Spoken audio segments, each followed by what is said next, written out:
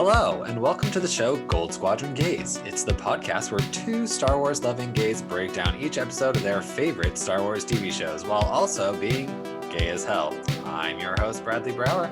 I'm your other host, Charles Rogers, and how's that being on the reverse side of the time zone working out for you, Bradley? Honestly, it sucks. I don't know how you manage to do this. Normally when we record, I'm on East Coast time, you're on West Coast time. And for that, I'm fine with being late at night and recording. For me, I after 10 o'clock, I can do that, or after 9 o'clock for me, I can do that. Because you're done. You're done. At that point, you're gonna go to bed immediately after, or you're gonna get debauched immediately after, but you're done with everything you need to do for the day. And so being on this side of it, trying to finish up with work and hurry up so that you don't fall asleep is the most bizarre thing to me. Right? Because I'm currently between jobs, but when I was working over in Santa Monica, I used to have to race home, because especially when I lived in downtown, it was this hour and a half commute. I would have to basically get in my car and pray I got home in a reasonable hour. But you seem to be having an enjoyable time working. I will stress that you are working. You are not on vacation. Yes, I am working, which is hard to work in paradise because it's not what you would think. I don't recommend it to people. If anybody out there is ever gonna go to Hawaii, do not go there to work. Go there to have fun, because it is a different experience when you are working here versus when you are actually on vacation. I promise. Oh yeah, absolutely, 100%. I've had places too where I've been both in working in the place, and then I've been when I've visited, and they're two entirely different vibes. Well, before we dive into our discussion on Andor episode 6, I'm just gonna claim my Mon Mothma minute here, and I'm just gonna talk about the fucking Senate outfit, because she's only in this episode for 2 minutes, and I know this because I've watched that. Actually, it's less than 2 minutes. I've watched that clip probably 3 or 4 times now to get all of my notes, and I just gotta say that the fucking outfit that she's wearing is so perfect for the character. We've only seen her in white up to this point, so if you're watching this in chronological order, this is the first time we've got the blue overcoat, and it's almost like she's got this outer layer on top of even the outer layer that she puts on when we're in the Senate chamber, and we'll get to the Senate chamber. But just the way her outfit has so drastically changed when she's in the senatorial environment is just such a fascinating costume choice. Of course, we see the Imperial signet there as well. It lends her such a politician air, and I love it. And that was your Mon Mothma minute. No, that was pretty good. I agree with you. That little bit, I know she's barely in the episode. And honestly, the last 20 seconds of the episode, or whatever it is from her point to the end, was probably part of the best parts of the episode, honestly. From Deidre forward, where you're seeing everybody realizing gradually. Yeah, and we'll get to it when we get to I'm going to mention it when we get to my dislikes. But we really just stay on Aldhani the whole time. And at the end of it, we get to see everybody reacting to the news, and it's such an interesting diversion almost, to where we spend all this time there, laser focused on there, and then we're oh, this is what everybody else was doing. Yeah, it was really weird, but we'll talk about it when we get there. We'll talk about it when we get there. Yes. Do you want to take us into Andor episode 6? I hope you have an HD TV, because we had a Rings of Power episode and a Andor episode, both called The Eye, come out within a week of each other, and not a mention of Marchion Ro, not a mention of the Eye of the Nile. Nothing. I am personally offended by this.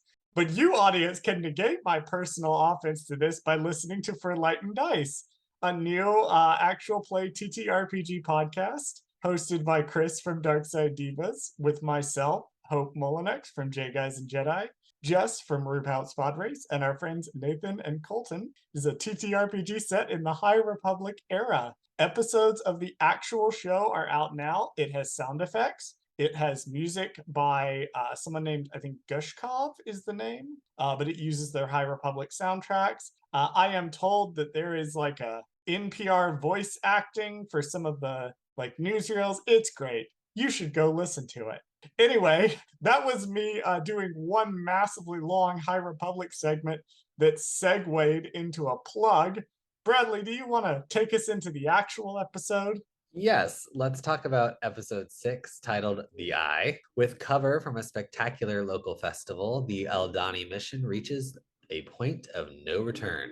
Charles, what is one thing you liked about this episode and one thing you did like? Because I don't know if you can come up with something you I didn't. can. I can. I have actually two. One thing I really liked about this episode is the way that it plays with the structure of the heist itself. And we're going to talk about this at multiple points. But the question I was going into looking into this is, does the heist rule hold up? And if you are not an active listener to Marvelous Divas, they mentioned this a lot on Marvelous Divas, or you haven't really listened to Goldsquadrongays before, I have the heist rule.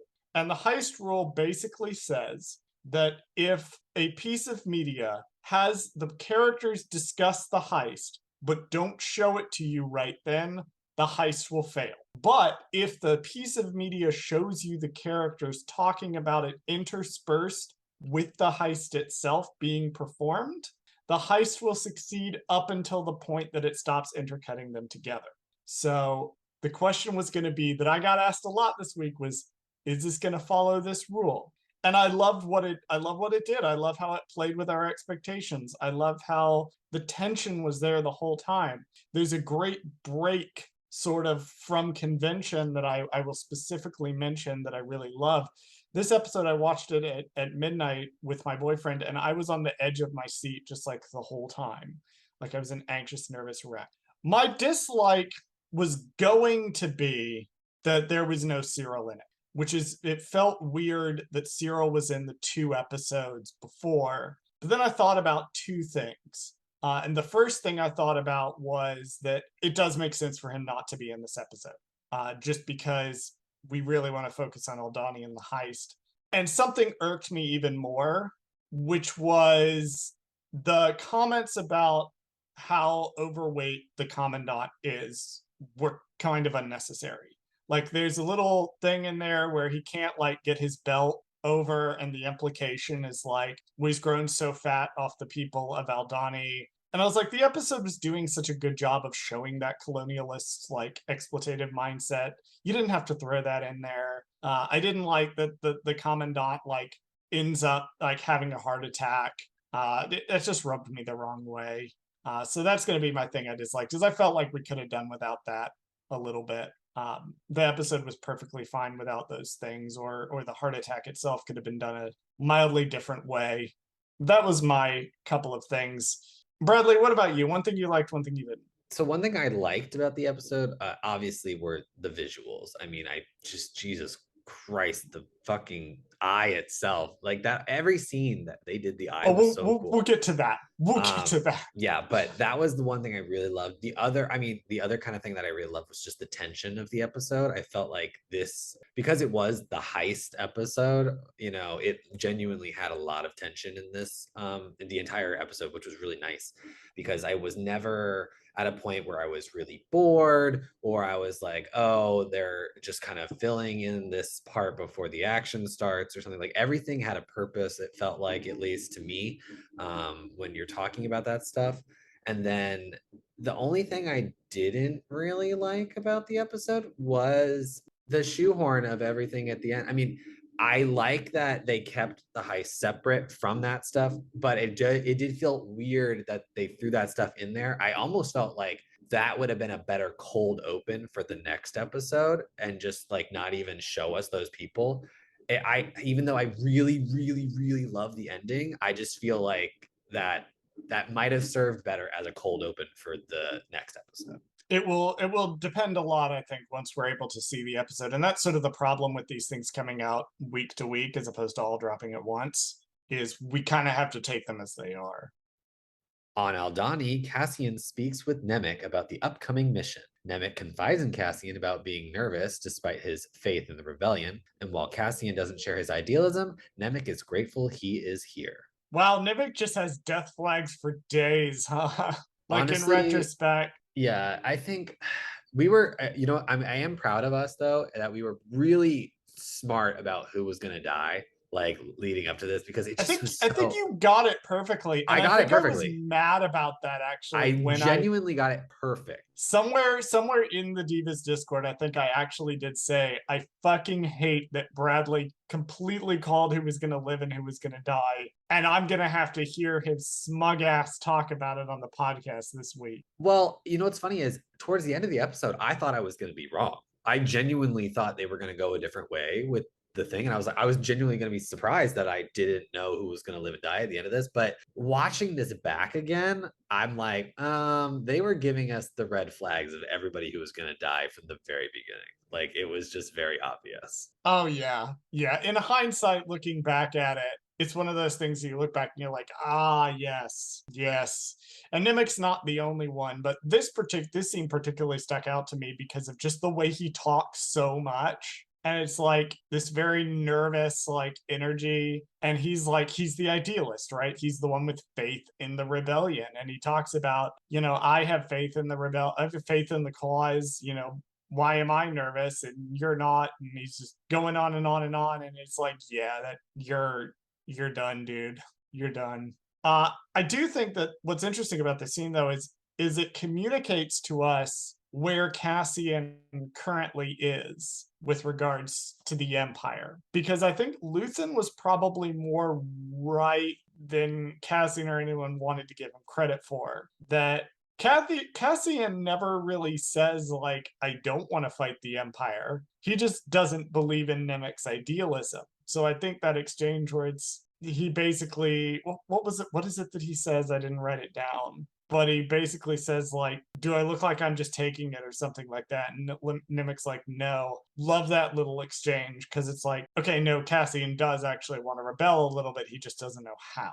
And Nemec is sort of too much on the idealist extreme. And there's someone else who's too much on the pragmatist extreme, but we'll get to him a little bit later. Right. And I think Cassian makes a good point though, because Nemec is only coming from the thing that like, well, everybody's oppressed. So obviously you have to be mad about being oppressed. And Cassian's like, do you think I don't notice that I'm being oppressed? Like, you don't think that I don't see it? Like, obviously I see it and obviously I want to do something about it, but not everybody wants to do something about it and risk their life. And I think that's what he's kind of saying is that like you don't like I just because I know what's happening doesn't mean I have the power to do anything. And I feel like sometimes Cassian does get into that rut of, well, I don't want to put myself out there because then I could get in trouble or I could get killed or et cetera, et cetera, et cetera. But it's getting trouble and getting killed for like ideals that bothers him, I think. Where he's like, oh no, I'm perfectly willing to go out and get like put myself in danger when it benefits me, or I could just poke the Empire's eye a little bit.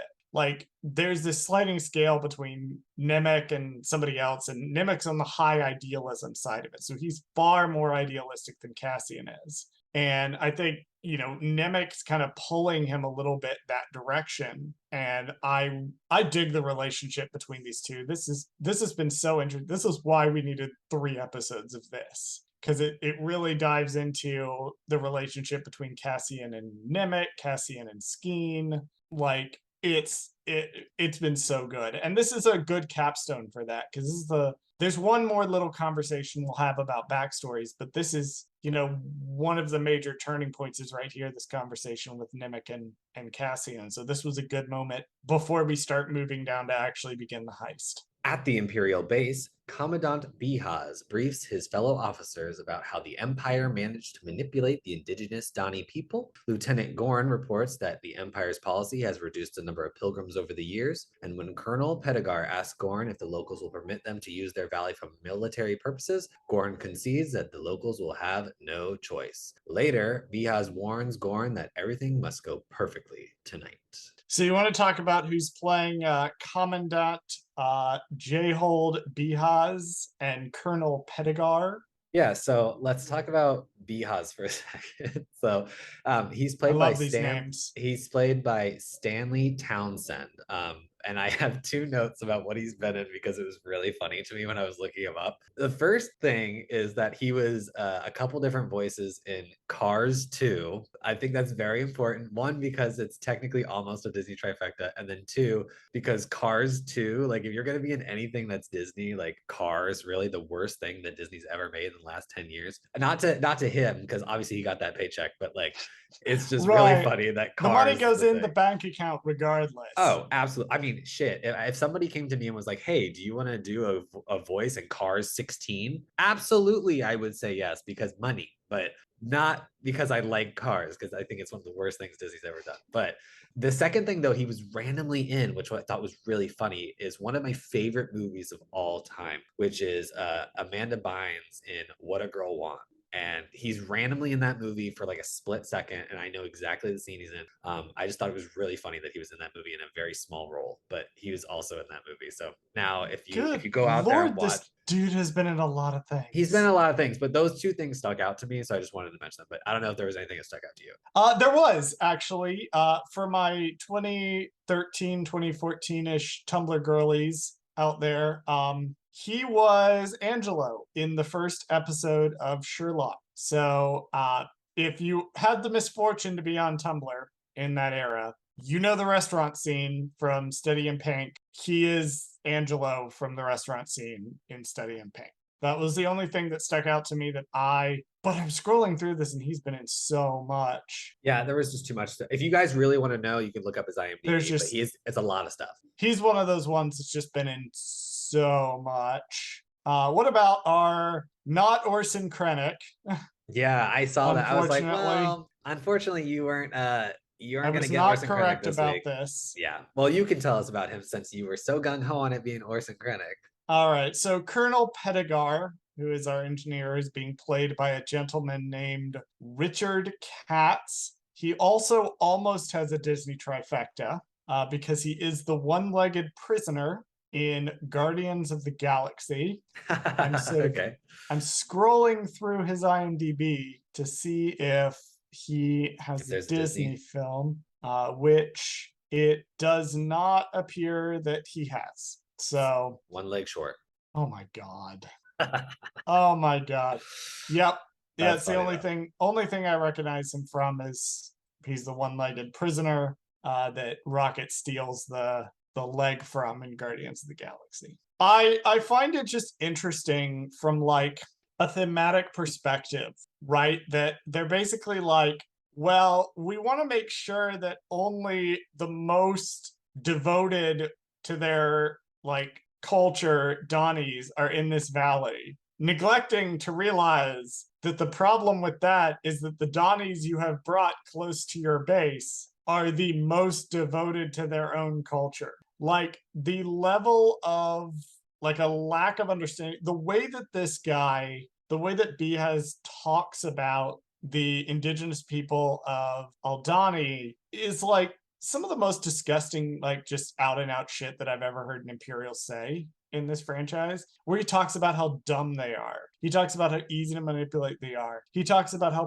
prideful they are. He talks about how they can't like think multiple thoughts at once. And I'm like, wow, we're really, really given like British colonialism, huh? We're just going all the way with this. Okay.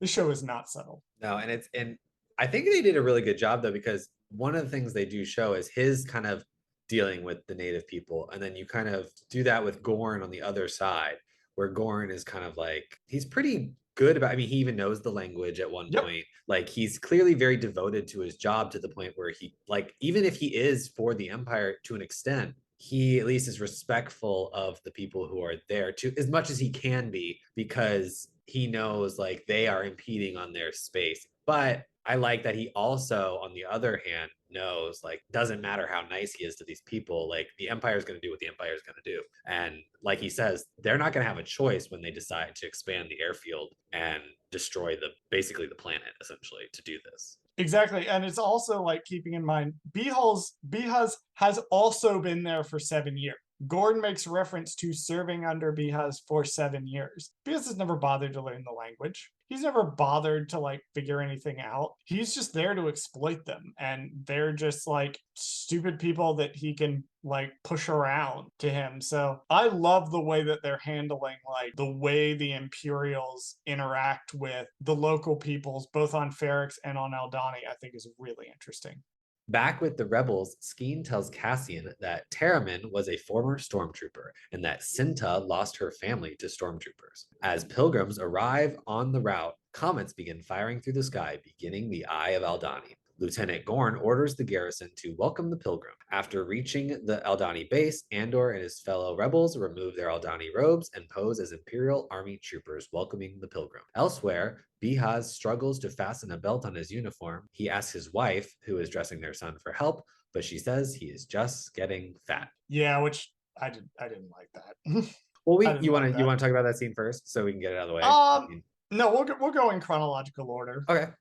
So Terramin was a stormtrooper, which explains everything. I couldn't figure out what his backstory was supposed to be other than that he was just some leader. Like, I don't Well, know he's an what it ass. was. He's Yeah, an and it's like, asshole. what was his thing? But now it all kind of makes sense that he was a stormtrooper. So yeah, of course, he was just a jerk. Yeah, and I like how like they don't provide any reason he defected. They don't provide any explanation beyond he was a stormtrooper and now he is not a stormtrooper. As we're seeing from this, stormtroopers are slightly more elite than your average grunt, which I know is slightly ridiculous watching other pieces of media, but that's how it's supposed to be. And so for this guy to have become a stormtrooper, gone through like the education, we see in the Servants of the Empire books that the stormtrooper education is essentially a brainwashing. And this guy, whatever Terramin saw, convinced him to just walk away from that. Which that's all the backstory we need. Short, sweet, and to the point. I'm glad they didn't go too much into it because I think that would have taken away from how just brief they were with it. They were just kind of like, nope, he just doesn't want to be a part of the Empire anymore, and that's it. That's just what happens with some of these people. That's it. Speaking of really quick backstories, Cinta's whole village got like wiped out by stormtroopers. Yeah, I was like, damn, okay. Well, what happened in that story that we're not getting all of a sudden? Yeah, and it's going to inform everything else that Cinta does for the rest of the episode. And it's like we'll come back to that note in a second. I do want to point out that we haven't warranted stormtroopers. This episode will be the first time we see stormtroopers, and they are very brief. Oh, wait, when do we see? Oh, is it in the very end? Nope, I will tell you because I noted it. I didn't catch that. Bradley just went through like a whole face journey. Like when I said there were stormtroopers in this episode, he was like, "What? Oh, wait, what?" Like my life flashed before my eyes. I was like watching the whole episode in my head in 3 seconds. Just like briefly watched the episode. Like, no, I don't remember. I just want to point out that we still haven't warranted the official attention of stormtroopers. That has not happened yet. Yeah. So Cinta has not been like drilling and training with the others. We've only ever seen her as like bandaging the wounds. And it turns out that the reason that Cinta has not been drilling with the others is because she is already a stone cold badass who, when those Imperial troopers walk up when they're hiding in and the trooper walks up to like take a piss, she's gun out immediately. Oh yeah, she's about to take him out. She is about to take them all out. And Bella's be like, no.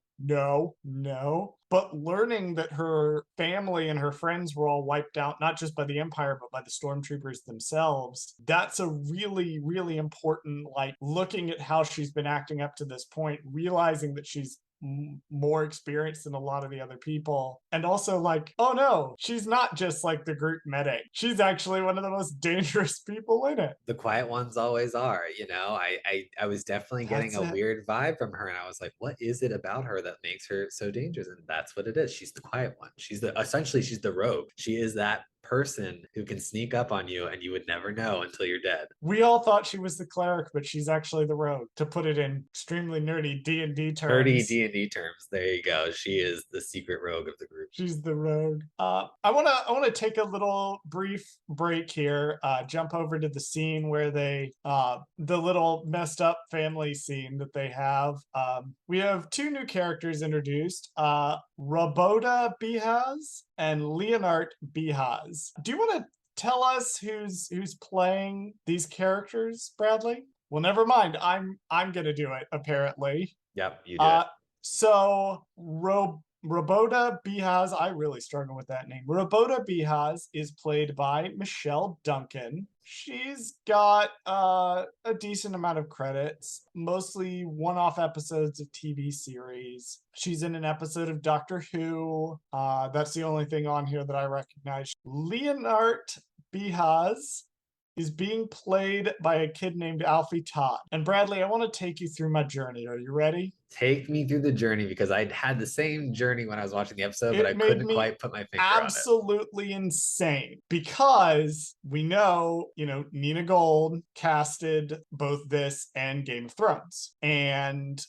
so whenever I see someone I recognize, I just sort of assume that they were also in Game of Thrones at this point. So I see this kid and I'm like, this kid is painfully familiar to me. What was he in Game of Thrones? Because he obviously had to be something in Game of Thrones. And I thought maybe it might be Robin Aaron, like a more grown up Robin Aaron. I think because the kid is sickly. I was like, oh, they must have gotten the same sickly kid. This is not the case. Alfie Todd was in a Song of Ice and Fire thing, but it's actually House of the Dragon. If you remember in episode 4 of House of the Dragon. Spoilers for House of the Dragon. Spoilers for House of... Well, I'm going to say this in a way that doesn't spoil the best part of the scene. In episode 4, if you remember the scene where Rhaenyra is hearing her various marriage proposals when she's sitting on the throne, it's right at the start of the episode. Alfie Todd plays Willem Blackwood, aka that Blackwood kid. You know the one that I'm talking about.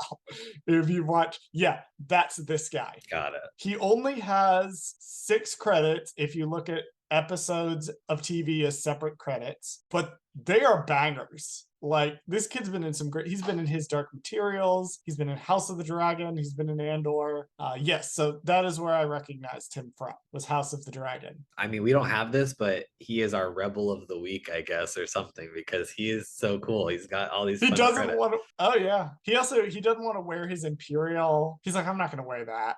Literally, I was like, he's already a budding Rebel because he's just like, Yep. I'm not wearing that, Dad. And then the mom's just like, oh, he's obviously sick, honey. Like, he can't do this. No, he's not. I like how he's very obviously faking being sick. Like, this kid is a little shit. But what I like is that the scene does establish the reason why he's a little shit, right? And why all this happens, because his dad's a piece of shit, and then he's a piece of shit, and then his mom doesn't like his dad. It's like very like, it's like his mom is like extremely... No, this family's extremely fucked up, and that's what I love about it. For sure. We saw last episode, we saw that like the wife had gotten soldiers to come up and move the furniture around. So we looked at that and we was like, oh, that's just a case of like imperial corruption. And no, it's just that this family is extremely out of touch and thinks that's fine. Which even the short scene that we get with them is just so interesting, of like a sequence to demonstrate how messed up this family is. And also to kind of endear us to them a little bit, just because like it helps when we view the characters as actual people, even if we go, you are an extremely shitty person. Right, because later on we'll see them as quote unquote hostages. So it's nice that we care about them slightly, just so that we feel like, oh, they might actually be in real danger. They might actually be, Oh, there's not quote unquote. They are just straight up hostages. I did double check. House of the Dragon was not cast by Nina Gold. Oh, well, but you have to, there is some kind of incest there because obviously the shows are similar. Yes. You just wanted to make an incest joke because of House of the Dragon. Yes, because it's so fucking bad on the show now. Look, there's people like, we could go into we're not doing this. We're not doing you guys should House hear of the Gay or whatever we're gonna call it. You guys should hear our pre-episode meetings. It's we're not gonna do Gay Dragon podcast because clearly this is I don't know. That's all I could think of the name for that.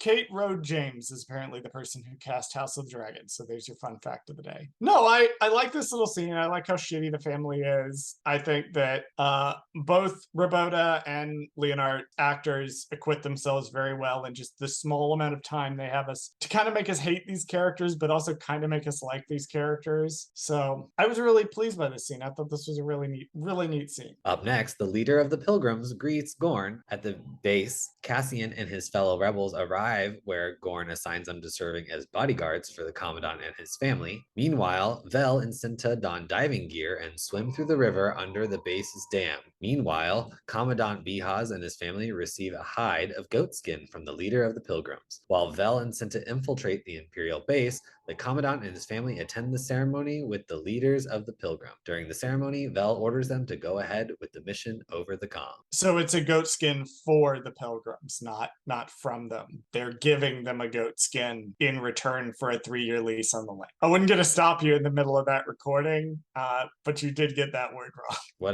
did I say? You said they get a goat skin from the Donnie. They give a goat skin. They exchange to one. real. Oh Yes. shit! You're right. It's like a ceremonial thing. They exchange it. Yeah, no, you're right. And then at the end, he burns it because he's like, "Fuck these people." And then, like, I mean, even though it's technically I what you're supposed to completely do, forgot. Yeah, no, because I watched it again, but Yeah. it's kind of like blink and you miss it. I forgot that they also get one from the Donnie as well. right? Because he's like, "Ew, it smells. Like, I don't want to deal with this." But then Well, we that's also in get the one. that's Yeah. in the initial scene. It's like, Right. oh god, it smells. We're gonna give it to him, and then we have a little bit of like the fucking colonialist racism where he's like, oh yeah, their sense of smell is just more acclimated to these things, and I'm like, fuck you, motherfucker. I also like how he mistranslates. I'm sorry, in this scene. Oh yeah, because one, of course, Gordon speaks Donnie. He was in love with a Donnie woman. Like that makes complete sense.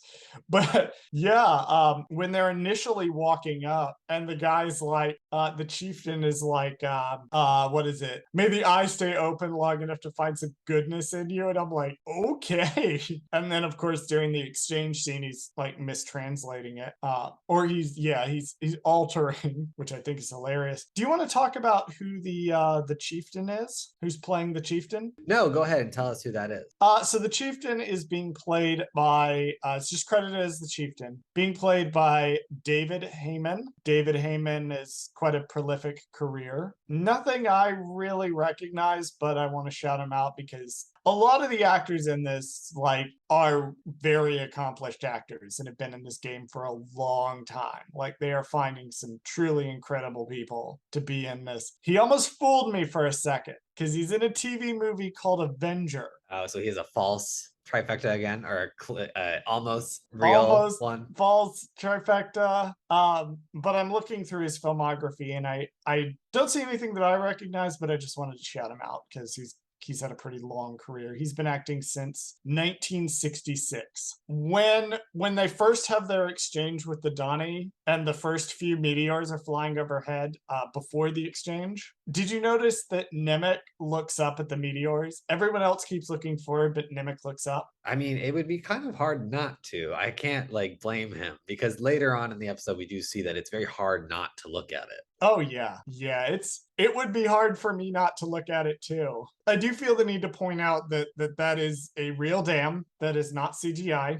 That is an actual on location dam that they used. I believe it is in the Scottish Highlands. But that's not CGI'd on there. That's an actual like location. And again, you can tell because it feels like a real place. That's one thing I like about this arc of episodes is that they felt like they were truly on location the entire time and it was not in the volume. Now, that's not anything against the volume, but it was very clear that this was on location in the Scottish Highlands, or if not, somewhere very mountainous. Wherever it was, it was very pretty. I think I read that it was the Scottish Highlands, but I didn't double check before we started recording. Right, but it was gorgeous and it really set the scene the entire time because you felt like they were genuinely walking from one place to another. Or they felt like they had to like, it was almost like damp at moments where you were like, oh, it's probably like moist there or some kind of wetness there. You can feel the humidity in the actors' clothes and in the air around them.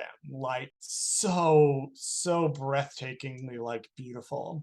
Speaking of things that are beautiful, the underwater shot of Cinta and Vel approaching the dam where the meteors fly over them, holy shit, the cinematography in this is so fucking good. I also love that they not only again, I mean, I know they showed it in the like the previous scene where they were hiding under the rock, but like it's very clear. Like if you didn't believe they were together before, I implore you to watch this episode because every scene they're in together, they are constantly looking out for each other, constantly touching, constantly like next to each other. There's Like a it's big very moment that we'll get to. We'll right. get to I the just big moment. but I just love that they're together the entire episode because it shows us how good of a team they are together and how much of a couple they really are because they had to work very closely. I need to know what these two's deal is immediately. Pronto. Like I need I was gonna say I'm gonna predict now that because I mean I can't say spoiler alert because y'all watch the episode, but because they survive at the end of this, we will be getting more of them. If not in Andor, we will be getting more of them together somewhere else because I think they're such an interesting character pair. Like I need to know more. I need to see like maybe they have a separate team somewhere else later on in the rebellion. there's several shots from the trailer that haven't happened yet. There you So go. I want to note here for the heist rules, for people that are following along and trying to get my take on the heist rules.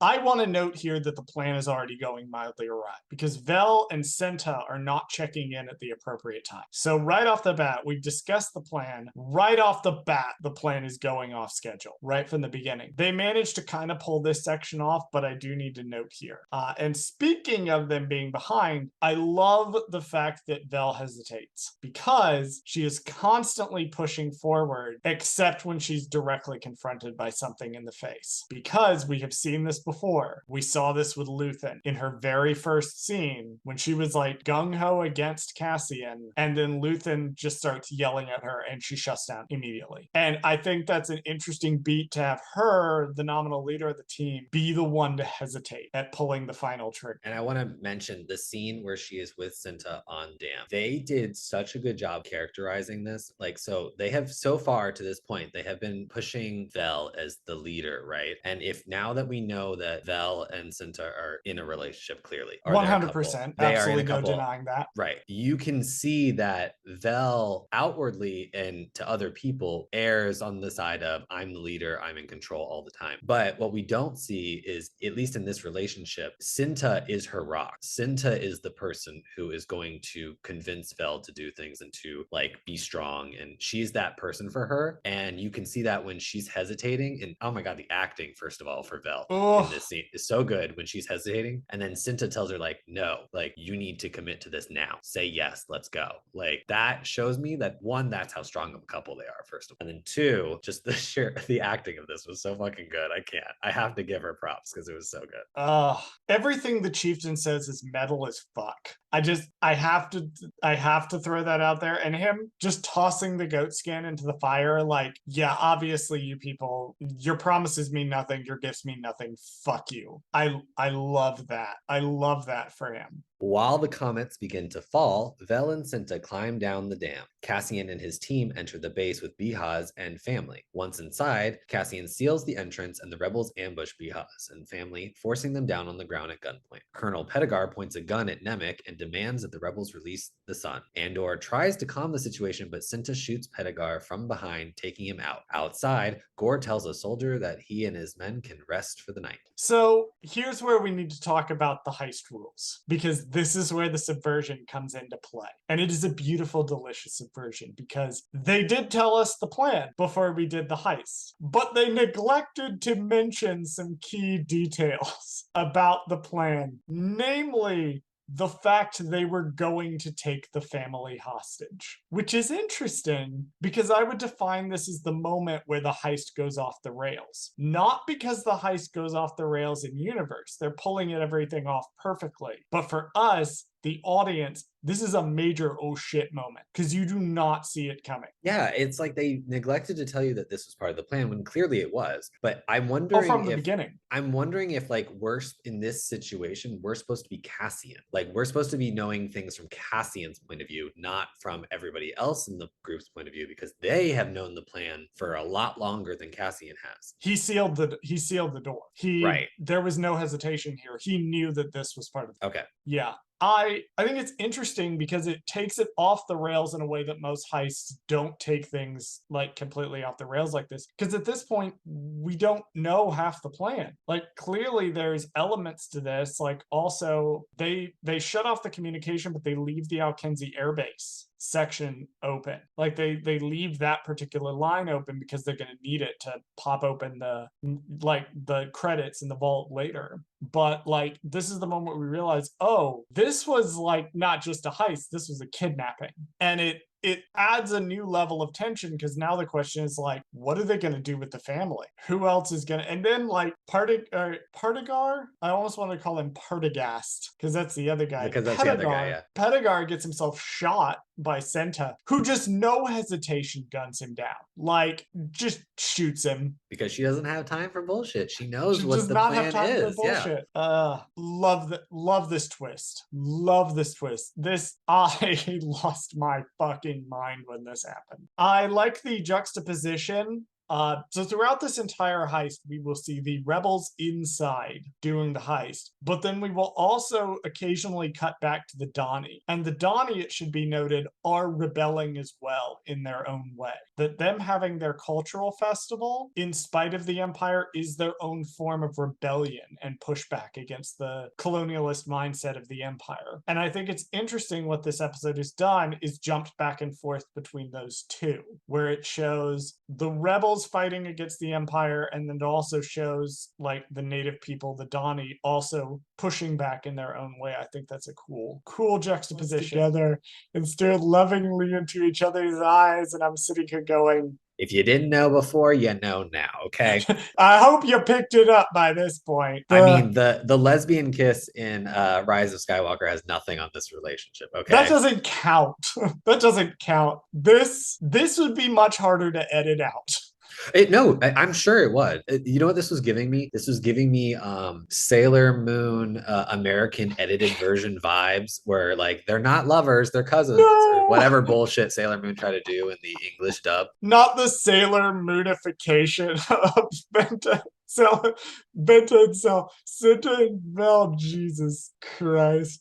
I can't with your ass. No, and there's certainly conversations to be had about representation. We have plenty of them on this show. And I think that even if the characters haven't, done anything, like this is the most physical they've gotten with each other. We haven't seen like a kiss or a confirmation or any sort of, that we are definitely girlfriends line of dialogue. I think this is some of the best, representation we've seen, and certainly in live action Star Wars, and definitely some of the most explicit representation that we've seen. And there's conversation on whether or not, does it go far enough?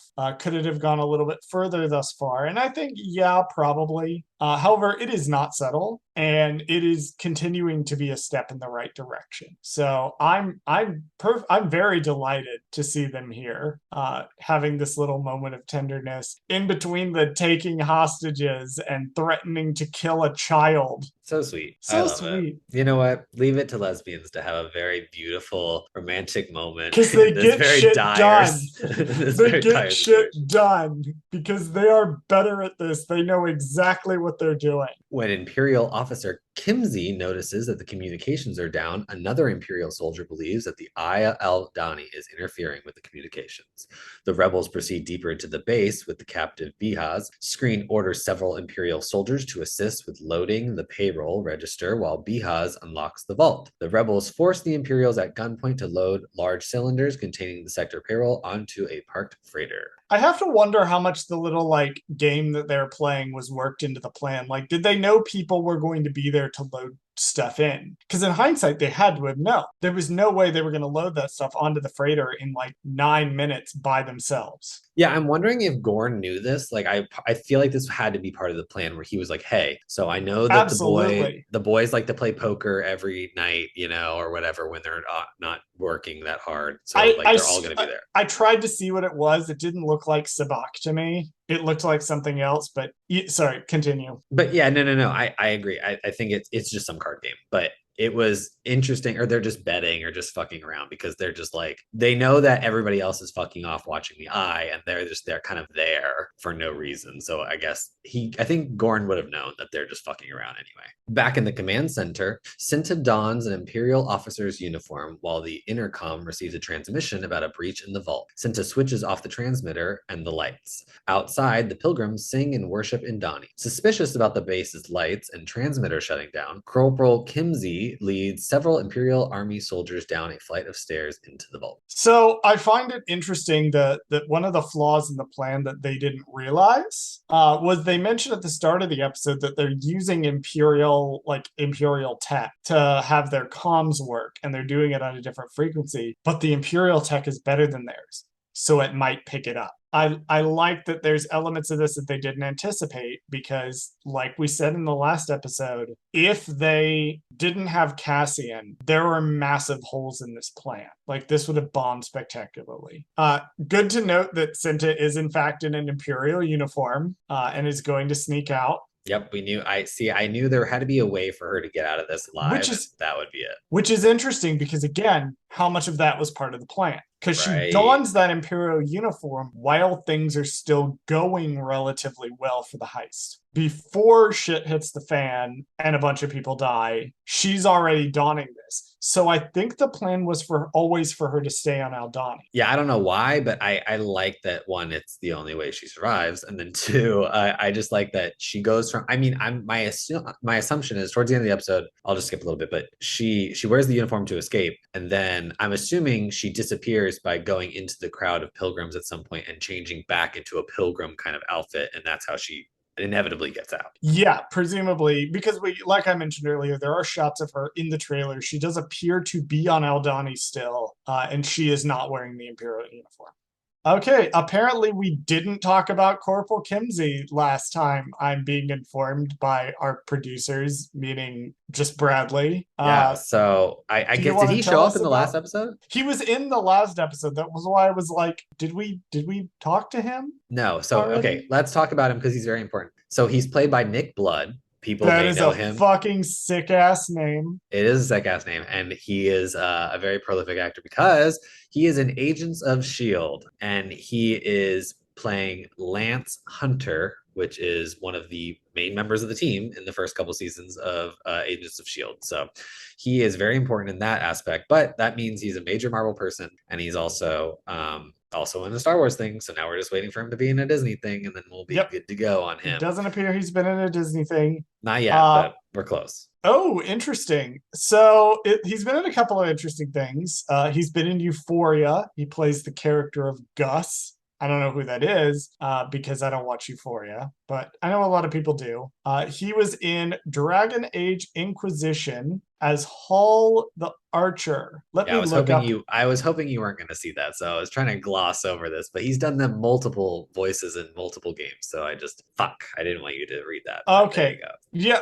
Well, here's the thing, Bradley, is apparently if my TikTok numbers are to be believed, people really like when I talk about Dragon Age. So I'm gonna talk about that now. No, it looks like Nick Blood was the voice of one of the multiplayer protagonists for the multiplayer component of Dragon Age Inquisition because they randomly shoehorned that in. So he's in the base game, but he won't speak. Let's talk about how fucking beautiful the eye is when it actually happens. Oh yeah, okay, we can talk about it here because it's I think they show a lot of it here.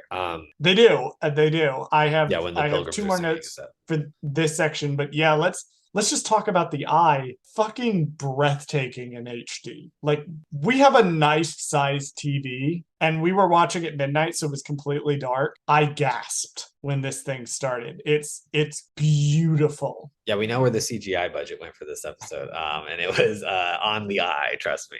It went into this specifically. It's breathtaking. Like, the visuals of this show, the way that this show can go from like run down like couple of people in the woods in a camp to like the Aurora times 18 million, and it be the same consistent level of beautiful cinematography the whole time. Breathtaking. It's so good. This is everything that the really colorful cinematography in Rise of Skywalker wanted to be, and that is my controversial statement for the episode. Up next, Behaz realizes that Lieutenant Gorn is working with the rebels and denounces him as a traitor. At the El Kenzi Air Base, several TIE pilots climb into their TIE fighters. Corporal Kimsey and his men discover Gorn and his associates loading payroll cylinders into their freighter. A gun battle breaks out between Kimsey's men and the rebel infiltrators. Gorn is killed by one of the soldiers. Cassian enters the cockpit but is attacked by an Imperial soldier who holds him in a headlock. During the struggle, the soldier is shot by Nemik. Terramin attempts to reach Vel but is killed by a blaster bolt. And once Vel and Skeen have boarded the freighter, Cassian flies the freighter through a launch tunnel and into the comet-covered sky. So remember I mentioned at the top of the episode that we do see stormtroopers this episode? You know what? I wasn't sure quite where it was in the episode, but now that I've read my little recap, I'm like, oh, now I get it. They're in Al Kenzi Air Command. You can very briefly see stormtroopers, very small, walking around as the TIE pilots are getting into their TIE fighters. Rip Gorn. And Terramin. I was like, damn, we got both of them. We'll get to Terramin in a second. Well, Gorn, I want to bring up Gorn specifically because Gorn was so fast that I missed it the first time we watched this episode. I was riveted to the TV screen. It's fast. He's shot. He's on the ground, and then we don't have another shot back to him. And it's so quick. And then like Terramin dies like 2.2 seconds later. And like what's interesting about both their deaths, somebody pointed this out. Both of them are Imperials or former Imperial defectors. Both of them were fighting against the Empire. Both of them were trying to leave the Empire. Both of them die in an Imperial uniform, which is an extra layer of sadness to proceedings. Yeah, it is kind of sad. Also, I guess also the Behaz dies too, or he has an attack or something. But Behaz has like a heart attack. Yeah, right at the crucial moment, which of course. And again, I feel like that could have been handled so much better. I like that he wasn't like his non-intervention is what allows the gun battle to break out. But I feel like here's the thing: if they hadn't had the joke about the belt earlier. Because the way they've set up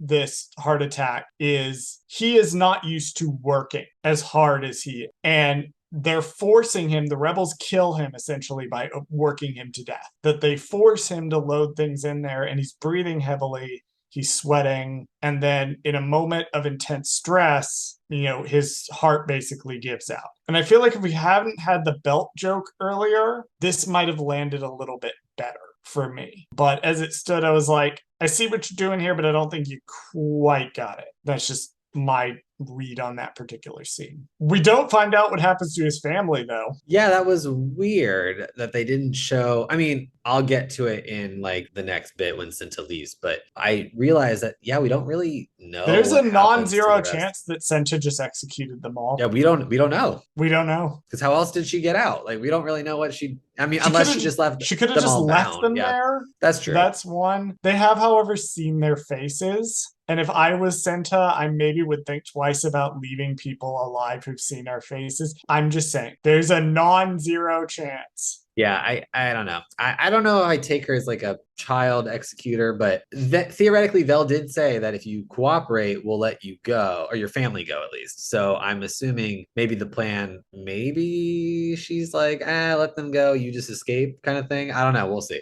Or we won't see. Well, I imagine we'll probably find out at some point. During the ascent, Nemik is crushed by several cylinders. Skeen and Vel manage to free Nemik, but his back is crushed. Vel sedates Nemik with a med spike. Andor asks for hyperspace coordinates as they fly through the comet-covered sky. They are pursued by TIE fighters. Nemik guides Cassian as he flies the freighter. The Ties attempt to keep up with the freighter, but are struck by meteor debris. On the ground, a disguised Cinta exits the base, walking past pilgrims and Imperial soldiers who are mesmerized and awed by the comet display. In space, Skeen says that Nemec is the reason they are here, and they have a doctor built into the plan. Andor asks how they will get to the doctor. It has been pointed out online, and I want to echo it because I think it's hilarious. The fact that Nemec, the little like space rebel, little space communist there, is literally crushed to death by capitalism. The money or whatever. The money literally crushes him to death. Which it's the injury is interesting because again, it's the flaws in the plan, right? Nobody thought that it was going to take off really fast and it was going to blow them backwards and that things weren't going to be like tied down. Nobody thought about this. They just went. And that lack of being able to think about every facet of the plan, they weren't prepared for that. And Nemec wasn't prepared for that, and he ultimately got crushed by it. Speaking of Nemec, when he started saying climb, I need you to know that I lost my mind at several points during this episode. This is the loudest gasp that got from me when he started saying climb over and over again. I did notice because I only noticed this post watching it, obviously. Like I didn't realize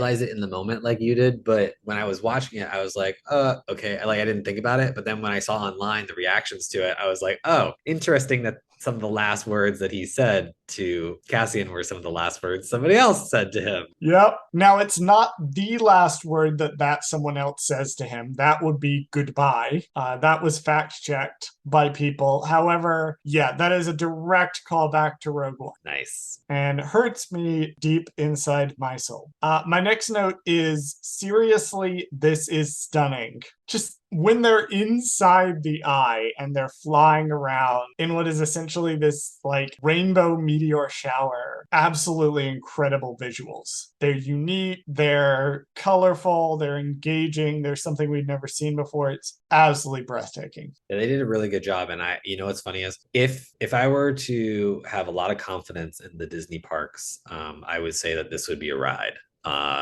In the Disney parks, you could like it's the heist ride or whatever with Cassian, like, and then this would be part of it. Replace the Millennium Falcon Corellia coaxium run with this shit. Give me this shit. Or just turn this into a night roller coaster or something. Or because put that's this what I in would like. put this in Star Tours. Or do like a Space Mountain. Oh my god, can you imagine if they did like a Space Mountain overlay? Like they do Hyperspace Mountains sometimes. Oh my god, can you imagine That if would they be did good. an Eye of Aldhani? Actually, now that I think about it, you're right. This would make a really good Star Tours thing, like or overlay or whatever. You know what I mean? Like how they always change the mission or whatever. Like Oh yeah. this would be a great little throw that in there to be like, oh, let's do a Mandalorian one, let's do an Andor one, let's do a Kenobi one. Let's just This would throw be a all the great shows Andor there. one to Yeah. actually fly through the Eye of Aldhani. I noted in my notes it's interesting because the question I have is, does Skeen actually care about Nemec at all? Because if you watch this scene in the context of knowing what comes later, it is more clear that Skeen really is just manipulating them to put the ship down and not drop the money off. Yes, I think up until this point he cares. I want to say like, or does I don't he know. or does he attach himself to Nemec because Nemec is the most trusting member of the group? You know what it is? I think I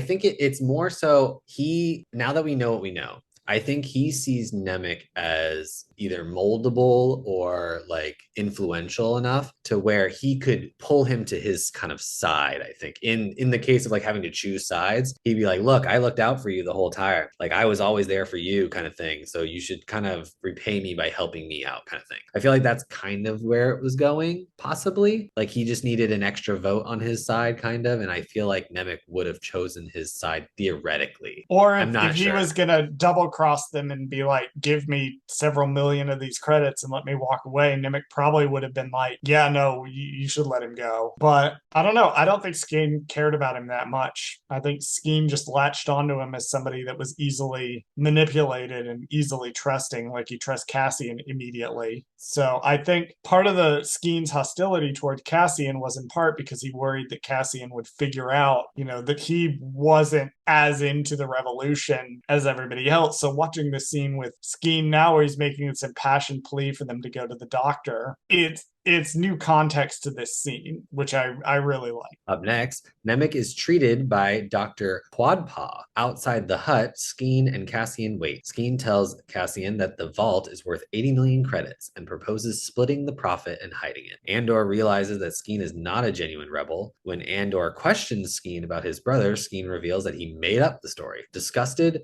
Andor shoots him with a blaster. Despite the doctor's efforts, Nemec succumbs to his injuries and dies. Cassian enters the hut wielding a blaster and offers to buy the doctor's ship. Cassian reveals that Skeen is dead and that he wanted to take the money and leave them behind. Vel doesn't believe him, and Cassian demands his share of the money but offers to leave the freighter and the stolen payroll. He says that he is done and also returns the Quadi signet. Before Andor leaves, Vel confines him to take Nemec's manifesto. Do you want to tell us who's playing Dr. Quadpaw? Yes, so Dr. Quadpaw is played by Aidan Cook, an English puppeteer and actor who has worked as a creature and droid performer on The Force Awakens, Rogue One, and The Last Jedi. And there's also two other people helping out, which are Paul Warren and Matthew Lyons. Well, yeah, they got a lot of arms, so you got a lot of. There's a lot of arms there.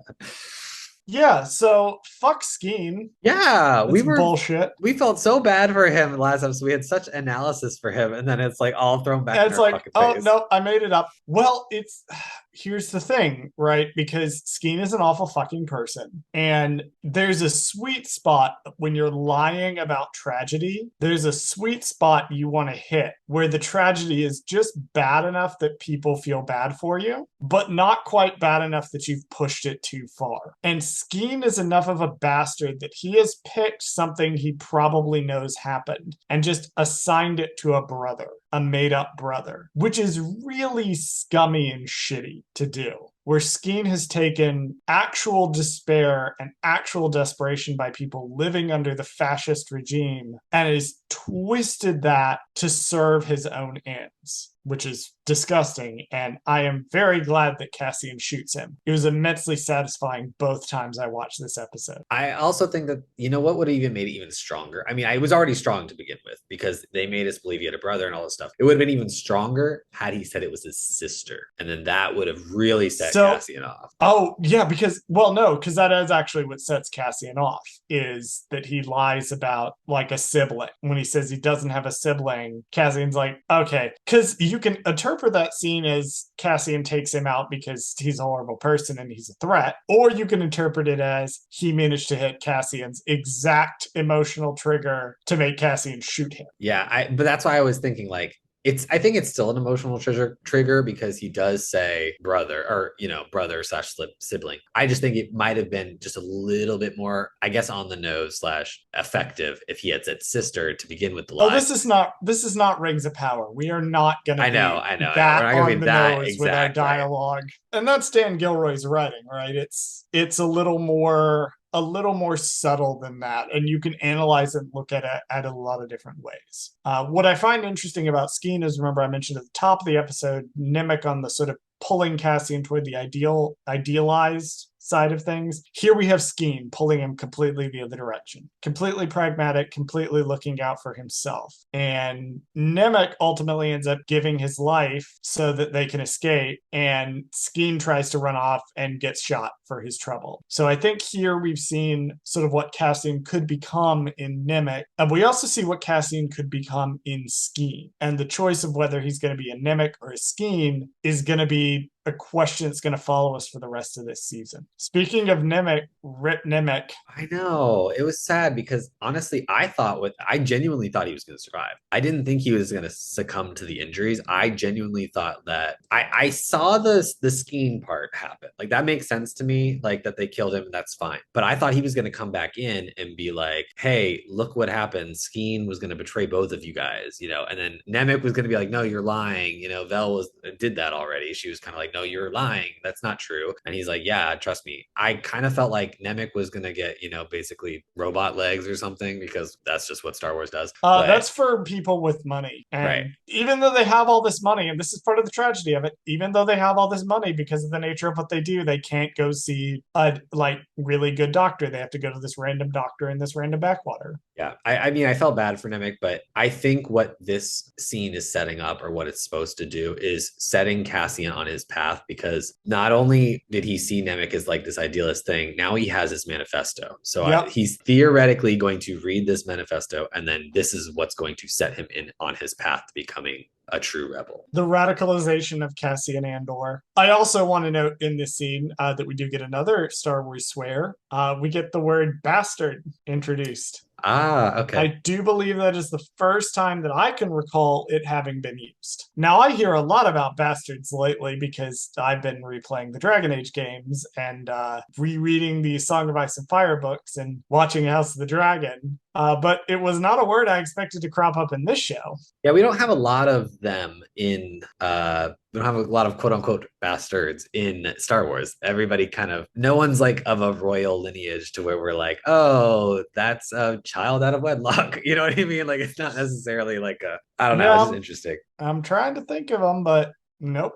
So that word is in the Star Wars lexicon now. So at the end of all of this, we need to ask the question, does the heist rule apply to this? And I am going to make my case that yes, the heist rule applies here. They told, even with the subversion in the middle of it, they told us the plan went off the rails basically immediately. I would call this a failure. Because no one survived. I mean, half their people died. Cassian is gone. Cinta is still on Aldhani. Vel is alone with the money on the random planet. The heist, even again with the subversion to where there were parts of the plan they didn't tell us, from the beginning, it was already very shaky. And then when they got into the gunfight in there, at that point, things had gone completely off the rail. So I would say my ultimate verdict is that Andor does follow the heist rule, which is why you never,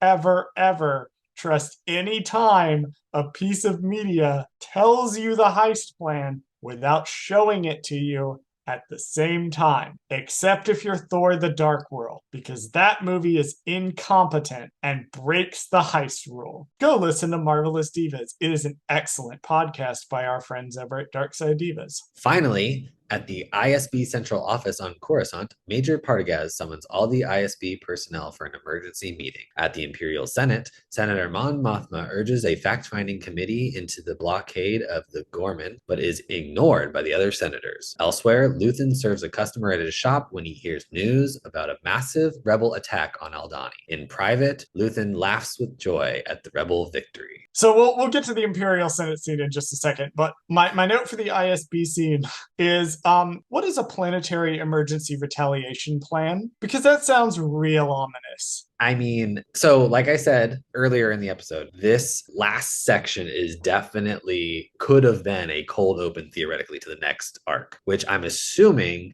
is some kind of the jumping off point, right? The ISB stuff is going to be like, okay, now we're going to get really heavy into ISB stuff in the next couple episodes. Right, absolutely. Because they're involved now. Because Deidre was right. You should have listened to Deidre, Partagast. You should have, because now we're going to get into that next episode where she's going to be like, I told y'all so. And they were like, yeah, but we kind of already knew this was going to happen. Like, no, you didn't. Yeah, we also see from the trailers that she's going to Ferric, so nothing good will come of this. Okay, let's talk about some details I noted in the Imperial Senate scene. Go for it. Okay, so obviously this is my favorite scene in the entire episode, mostly just because Mon Mothma was in it. But I think there's some interesting things to note about the Imperial Senate here, because this is our first look at the Imperial Senate. And there's a few things that I wrote down that I want to point out. Most of the Senate pods are empty. The lights are off. The ones that the lights are on, remember we noticed from the trailer, Bradley, they're all humans. Right. So all the alien pods have been shut down and all the human pods are still active with senators in them. So it's all the alien planets that they've shut their pods down.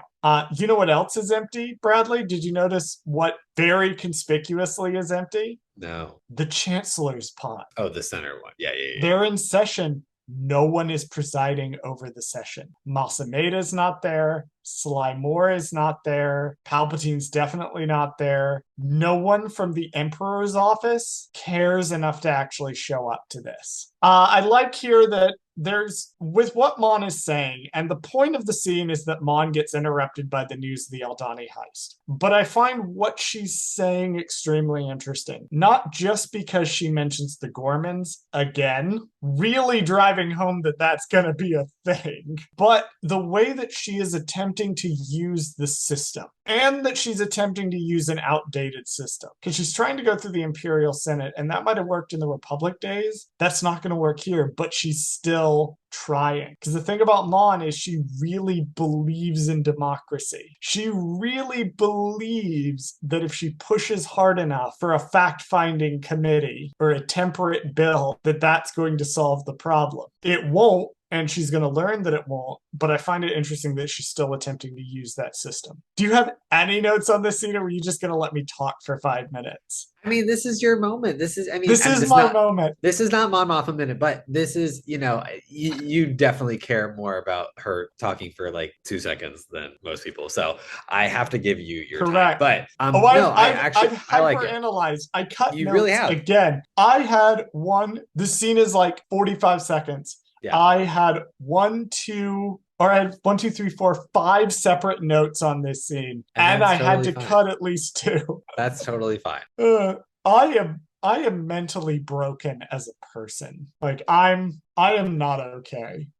My final note here is Stellan Skarsgård's acting in the final sequence. Unbelievable. The way he like barely holds on until he gets back and then he laughs, and then right at the very end before the credits roll he stops laughing, like he has this elation of victory, and then like the whole thing deflates. I do like how he gives himself a second though. Like he gives himself that little moment before the reality sinks in. So good. So my final thoughts in the episode, incredible.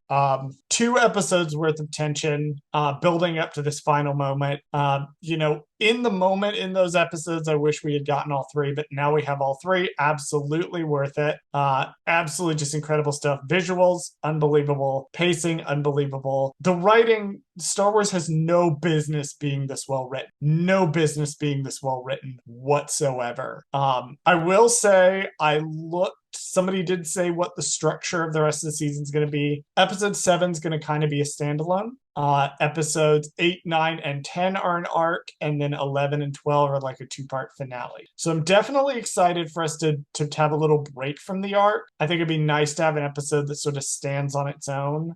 Definitely diving into like the final. We're in the back half. We're running out of trailer footage. I was gonna say we're at the halfway point of the season. So, but you know what we haven't seen? Either I hyper analyzed this trailer, the one of her at the dinner party. It's 2 separate dinner parties that she's at. Oh, so we haven't had, there's 2 events because Perrin's wearing 2 different outfits between the shots. There's a shot of Perrin in blue, and then it cuts to a wider shot and Perrin's in the background and he's in gold. So this is clearly 2 separate events. Or he's just dramatic and likes a costume change halfway through dinner. I mean, we don't know, but like, I mean, you're probably right, but I'm just gotta hate that man. But once again, we haven't seen the dinner parties. But yeah, this is a solid halfway point. Yeah, we've been on a great journey so far, and I'm really excited to see all the stuff they didn't want to show us in the trailers. And I feel like we're gonna start to really get that in the next 2 episodes. I feel like the next one,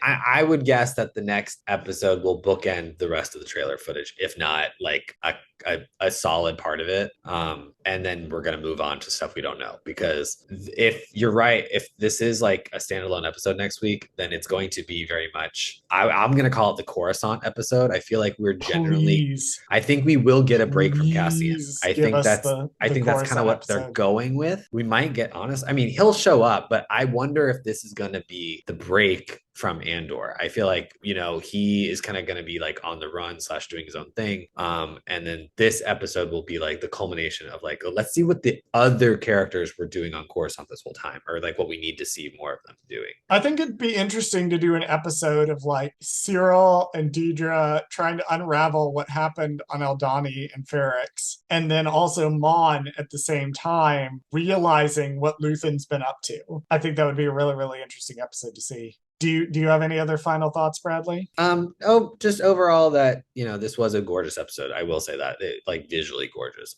But I also like, the characters as well that we got that survived at least. I got to show us Rip more. Gorn, Rip Nemec, Rip Tearman, Burn in Right. Hell scheme. Right. So I'm sad that, we lost the rebels that we did, but I'm glad that the ones that I knew would survive did survive. And because that means either, we're going to get more of them this season or more of them in other media, which is great. So love my lesbians. I'm glad that they survived, and I hope to see them again soon. Alrighty, well, that's it for this week. We will be back next week for episode 7. In the meantime, you can check out For Light and Dice, a High Republic TTRPG podcast that I am on.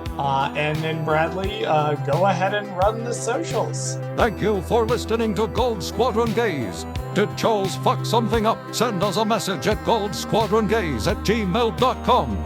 Follow us on Twitter at Gold Squad Gays. Follow us on Instagram and TikTok at Gold Squadron Gays. Subscribe to us on YouTube at Gold Squadron Gays, where we post the podcast as well as exclusive content. Please join us next week and every week for more of Gold Squadron Gays.